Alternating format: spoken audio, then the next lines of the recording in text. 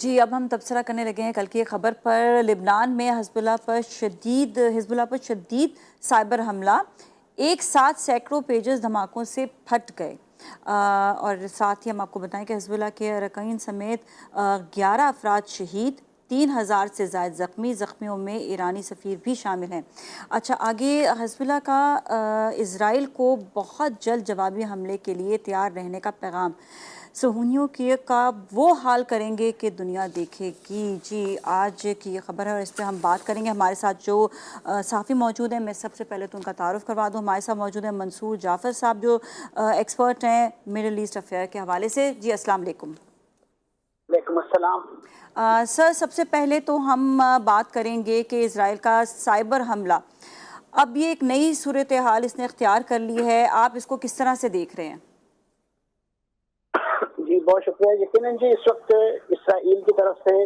جو مشرق وسطیٰ میں خاص طور پہ ان کا ایک جو گریٹر مڈل ایسٹ بنانے کا پلان ہے،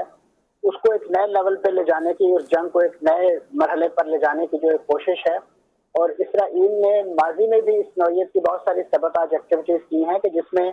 عمومی طور پہ جو لیڈرشپ کو ٹارگٹ کیا جاتا تھا، لیکن یہ حملہ اس لحاظ سے یونیک ہے کہ اس میں انہوں نے ایک ایسی ٹیکنالوجی جس کو اس وقت آبسلیٹ خیال کیا جاتا تھا اور اس پر بہت زیادہ تکیہ نہیں کیا جاتا، اسے استعمال نہیں کیا جا رہا تھا، اس کو انہوں نے اس وقت ٹارگٹ کیا ہے، اور اس کے نتیجے میں اتنے بڑے پیمانے پہ جو ہے وہ تباہی بربادی جو ہے وہ پھیلی ہے۔ تو یہ ماضی میں بھی آپ کو یاد ہوگا کہ 1994 میں اسی نوعیت کا ایک سائبر اٹیک، جس میں ایک موبائل فون کے اندر، جب اس وقت نئی نئی ٹیکنالوجی آئی تھی، اس کے اندر ایک بم پلانٹ کر کے حماس کے ایک بہت ہی اہم ان کے بم میکر انجینئر یحییٰ عیاش کو اسی نوعیت کی کارروائی میں شہید کیا گیا تھا۔ وہ بم بھی، وہ موبائل فون بھی ان کے کزن کے ذریعے ان کو گفٹ کروایا گیا تھا، اور جیسے ہی اس میں کال ریسیور، اسی نوعیت کے دھماکے جو ابھی آج آپ رپورٹ کر رہے ہیں کہ پورے بیروت میں اور خاص طور پہ جنوبی لبنان کے علاقوں میں مختلف شہروں میں جو ہے وہ ایک ہی بار میں ایک ہی کوڈ کے ذریعے جو اپلائی کر کے جو کیے گئے ہیں، جس سے یہ نقصانات جانی اور مالی آپ کے سامنے آئے ہیں۔ تو یہ جو ایکٹیویٹی ہے اسرائیل کی طرف سے، اسرائیل بنیادی طور پہ اس وقت خطے میں جس خونی جنگ کا آغاز کر چکا ہے، اب اسے اس سے ایگزٹ کے لیے کوئی راستہ سجھائی نہیں دے رہا ہے۔ یہی وجہ ہے کہ وہ مذاکرات کے حوالے سے جو ان کے سرپرست اعلیٰ اور ان کے جو علاقائی حلیف، چاہے وہ اردن ہو، مصر ہو اور دیگر جو عرب ممالک ہیں، وہ اس جنگ کو بجھانے کے لیے اس کے سیز فائر کے لیے کوششیں کر رہے ہیں، لیکن اسرائیل آئے روز ایک نیا جو ہے وہ پنڈورا باکس اس نوعیت کی ایکٹیویٹیز کے نتیجے میں کھول رہا ہے، جو میں سمجھتا ہوں اس سے جنگ کو اب خطے میں پھیلنے سے روکنے کے حوالے سے جو کوششیں ہو رہی ہیں، ان کو براہ راست ان پر حملہ ہے۔ اور خود اس وقت نیتن یاہو کے جو اپنی سیاسی اور عسکری قیادت کے ساتھ جو اختلافات ہیں، وہ بھی آئے روز خبروں کی زینت بن رہے ہیں، جس میں خاص طور پہ ان کے وزیر دفاع کے ساتھ جو مختلف جو اہم اجلاس ہیں، اس دوران گالم گلوچ تک کی کیفیت جو ہے وہ رپورٹ کی جا رہی ہے۔ تو آپ سوچ سکتے ہیں کہ ایک ایسی ذہنی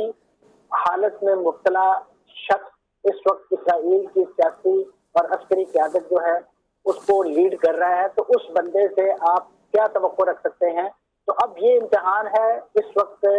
جس ریاست نے، جس ملک نے اس خطے کے اندر اسرائیل کا ناسور بویا تھا یا اس کا بیج بویا تھا، میری مراد امریکہ سے ہے کہ امریکہ اس وقت کس طریقے سے اپنے اس لاڈلے کو نکیل ڈالے گا، کہ وہ امریکہ ہی کا انتخاب جو اس وقت بہت بڑا موضوع بحث بنا ہونا تھا، اگر عام دن ہوتے اور امن کا دور دورہ ہوتا، تو وہاں پہ اس وقت پورے میڈیا میں اس وقت امریکی الیکشن کی بات ہو رہی ہونی، لیکن اس وقت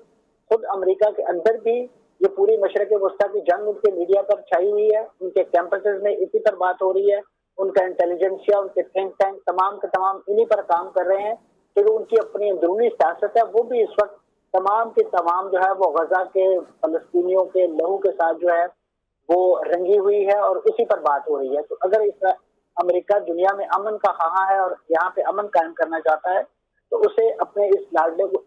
یقیناً لگام دینی ہوگی، ورنہ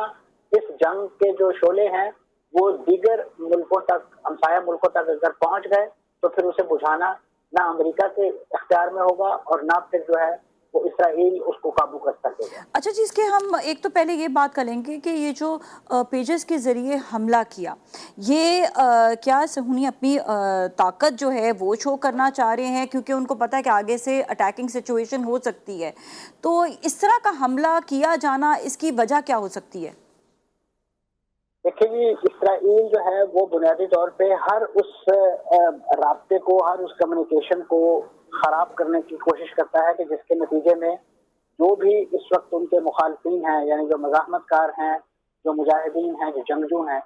وہ ان کے خلاف کسی طریقے سے منظم نہ ہو سکیں۔ یہی وجہ ہے کہ بہت ہی آپ دیکھ سکتے ہیں غزہ کی جنگ میں اسرائیل نے کئی بار جو ہے یہی جو سائبر یعنی جو وارفیئر ہے اس کو استعمال کیا ہے۔ جب بھی انہوں نے کسی ہاسپٹل یا کسی ایسے رہائشی کمپاؤنڈ کو نشانہ بنانا ہوتا تھا تو وہ اس پورے علاقے سے انٹرنیٹ کی فراہمی بند کر دیتا تھا۔ تو میں سمجھتا ہوں کہ اب یہ اس پورے سائبر سپیس میں جن اداروں کی، جن کمپنیوں کی دھاک ہے، چاہے وہ ایلن مسک ہو یا وہ ٹویٹر ہو، فیس بک ہو یا جو مختلف انٹرنیٹ سروس پرووائڈر ہوں، جب ان کی ذمہ داری بنتی ہے کہ وہ اس ٹیکنالوجی کے محفوظ استعمال کے حوالے سے کوئی پروٹوکول ترتیب دیں، کوئی طریقہ کار وضع کریں، کیونکہ اگر اس ٹیکنالوجی کو اس طریقے سے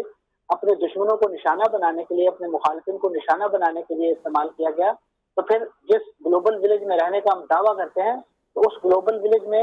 ہر دوسرے بندے کی جیب میں جو ہے وہ دھماکہ خیز مواد ہوگا اور وہ کسی بھی وقت، کسی بھی لمحے جو ہے وہ پھٹ سکتا ہے، اور اس کے نتیجے میں جو تباہی اور بربادی ہوتی ہے وہ اس وقت آپ کی اور ہماری اسکرینوں پر ہمیں نمایاں دکھائی دے رہی ہے۔ اچھا جی، میں سمجھتا ہوں کہ جی کنٹینیو کریں، پھر میں سوال کرتی ہوں۔ تو اس لحاظ سے میں سمجھتا ہوں کہ یہ ضرورت اس بات کی بھی ہے کہ اس وقت خاص طور پہ آپ نے دیکھا ہے کہ اس پورے وارفیئر ٹیکنالوجی کو جدید جو انوینشنز ہیں وہ بہت ہی منیچر فارم میں لے آئے ہیں، بہت ہی مختصر چھوٹی چھوٹی ڈیوائسز کی شکل میں آپ کے سامنے اس وقت یوکرین اور روس کی جنگ میں جو ٹیکنالوجی استعمال ہو رہی ہے، خاص طور پر ڈرونز کی شکل میں، وہ چھوٹے چھوٹے کھلونا ڈرونز ہیں، اس کے ذریعے جو ہے وہ روس اور یوکرین ایک دوسرے پر حملے کر رہے ہیں اور اس کے نتیجے میں بڑے بڑے ٹینکس جو ہیں وہ اڑائے جا سکتے ہیں۔ اور یہی ٹیکنالوجی ماضی میں ایک زیادہ کروڈ فارم میں افغانوں کے خلاف امریکہ نے استعمال کی کہ کھلونا بم بنا کے روس نے اور امریکہ نے افغان بچوں کو کھیلنے کے لیے دیے، جس کے نتیجے میں ان کے ہاتھوں میں، ان کے پیروں کے نیچے وہ بم پھٹے، اور جس کے نتیجے میں جتنے بڑے پیمانے پہ آپ کو اس وقت افغان یا اسی نوعیت کے جو لوگ ہیں معذور نظر آتے ہیں، وہ تمام اسی ٹیکنالوجی کے منفی استعمال کا کرشمہ ہے یا اس کے مظاہر ہیں۔ تو اگر آج دنیا کو امن کا گہوارہ بنانا ہے اور وہاں پہ کوئی خطے کو کسی سکون کا سانس لینے دینا ہے تو اس کے لیے تمام سٹیک ہولڈرز کو اس وقت سر جوڑ کے بیٹھنے کی ضرورت ہے کہ وہ دیکھیں کہ اس ٹیکنالوجی کا منفی استعمال کو کیسے روکا جا سکتا ہے، اور خاص طور پہ اس وقت جو سپلائی چین جس کو نشانہ بنایا گیا ہے، یہ ڈیوائسز جو ہے وہ حزب اللہ نے تائیوان سے ایک کمپنی کے ذریعے خریدی تھی۔ اب یہ جانچ کرنے کی ضرورت ہے کہ اس کمپنی کے ہاں سے کس مقام پر فزیکلی یہ ڈیوائسز جو ہیں وہ اسرائیلی ایجنٹوں کے ہاتھ لگی کہ جنہوں نے اس کو ایکوپ کیا، اس میں امبیڈ کیا ایک دھماکہ خیز مواد، جو پھر ایک خاص پروسیس کے ذریعے جو ہے، اور عین اس وقت جب اسرائیل کو لبنان سے اور حزب اللہ سے براہ راست حملوں کا خطرہ تھا، اس وقت یہ دھماکے کیے گئے تاکہ اسرائیل کے خلاف پوری ایک جو سپلائی چین ہے اور خاص طور پہ جو کمیونیکیشن کا، مواصلات کا نیٹ ورک ہے، وہ تہہ بالا ہو سکے۔ جی، اگر یہ سائبر حملوں کو اس طرح سے روکا نہیں گیا تو یہ تو کامنلی کہیں پر بھی استعمال کیے جا سکتے ہیں پھر تو۔ یقیناً اس وقت جی جو بہت بڑی ٹیکنالوجی خاص طور پہ ان ڈیوائسز کے منفی استعمال کے حوالے سے تو ہمیں دیکھنے کو مل رہی ہے کہ آپ نے دیکھا کہ انہی ٹیکنالوجی کو ہیک کر کے آپ کا پورا مالیاتی نظام، پورا کا پورا بینکنگ سسٹم جو ہے وہ ہیک کر لیا جاتا ہے، جس میں آپ کا جو پورا وائٹل ڈیٹا ہے، آپ کے کریڈٹ کارڈ، آپ کے ڈیبٹ کارڈ کی ڈیٹیل ساری کی ساری، تو یہ دنیا محفوظ بننے کے بجائے ان ٹیکنالوجی کے استعمال سے زیادہ سے زیادہ غیر محفوظ ہوتی جا رہی ہے، اور اس کی بنیادی وجہ یہی ہے کہ اس کو جو لوگ آرگنائز کر رہے ہیں، جو اس کو آرکسٹریٹ کر رہے ہیں، وہ شاید اپنی ذمہ داریاں کما حق کا پوری نہیں کر رہے۔ جی بالکل، اسی وجہ سے میں سمجھتا ہوں کہ یہ ٹیکنالوجی جو ہے وہ رحمت کے بجائے اس وقت زحمت بنتی جا رہی ہے، اور اگر اس کو، جیسے آپ نے خود اشارہ کیا کہ اگر اس کو بر وقت جو ہے اس کو پلگ نہ کیا گیا، اس کے خلاف کوئی قواعد و ضوابط نہ بنائے گئے، تو یہ ٹیکنالوجی ہماری اس دنیا کو، اس گلوب کو جو ہے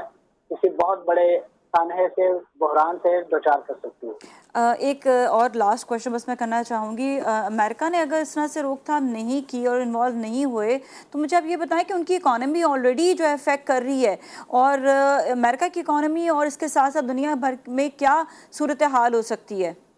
माशी लिहाज से? देखिए जी, जहाँ तक तो अमेरिका की बात है तो वो कहते हैं कि चोर की दाढ़ी में तिनका। आप अमेरिका का रद्द-ए-अमल देखिए कि जैसे ही ये धमाके हुए हैं उसके बाद सबसे पहले हिजबुल्लाह का रद्द-ए-अमल एक जवाब की सूरत में आया है, और उसके बाद जो रद्द-ए-अमल हमें तय दर तय देखने को मिला, सबसे पहले व्हाइट हाउस के तर्जुमान ने इस पर अपना रद्द-ए-अमल दिया कि हमारा इन धमाकों से कोई ताल्लुक। फिर उसके बाद उनके पेंटागन ने इस मामले को एड्रेस किया कि हमारा इससे कोई ताल्लुक नहीं। फिर इसी तरीके से जो उनका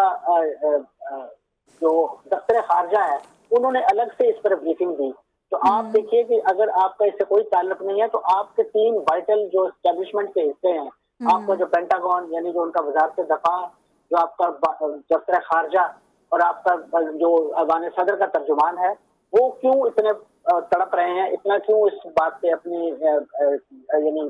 वो शो कर रहे हैं कि हमारा इससे कोई ताल्लुक नहीं। तो ये इस बात की दलील है इन तमाम हल्कों का एक ही वक्त में एक्टिवेट होना कि वो तमाम के तमाम चीजें जो हैं वो उन्हीं के हाथ से ये लीक हुई हैं, और अमेरिका ही की दी हुई टेक्नोलॉजी जो है, चाहे वो आयरन डोम की हो, डेविड स्लिंग की हो, और इस वक्त जितना भी मोहलक हथियार इस वक्त इसराइल को दिया जा रहा है, जिसमें 2000 यानी पाउंड तक के बॉम्ब जो है, जो ममनू है किसी भी डेंसली पॉपुलेटेड इलाके में इस्तेमाल करना, और तमाम की टेक्नोलॉजी जो है वो अमेरिका ही से आ रही है। तो अमेरिका अपने आप को इस जुर्म से या इस इल्जाम से जो है वो इस नौइयत की प्रेस ब्रीफिंग या इस नौइयत के लाताल्लुकी के ऐलानात के जरिए और उसका मुजाहरा करके वो बड़ी जिम्मा करार नहीं दे सकता। अमेरिका पूरी तरह इसका सरपरस्त है और इस पूरे मामले में एक अकम्पलिस का किरदार अदा कर रहा है, और इसका मेरा ख्याल है कि अमेरिका को भी खमियाजा जल्द भुगतना पड़ेगा। जी, बहुत बहुत शुक्रिया, थैंक यू सो मच। हमारे साथ मौजूद थे सीनियर सहाफ़ी मंसूर जाफर साहब। इसके साथ ही जाएंगे ब्रेक की जानिब, ब्रेक फिर मिलते हैं, स्टे विद अस।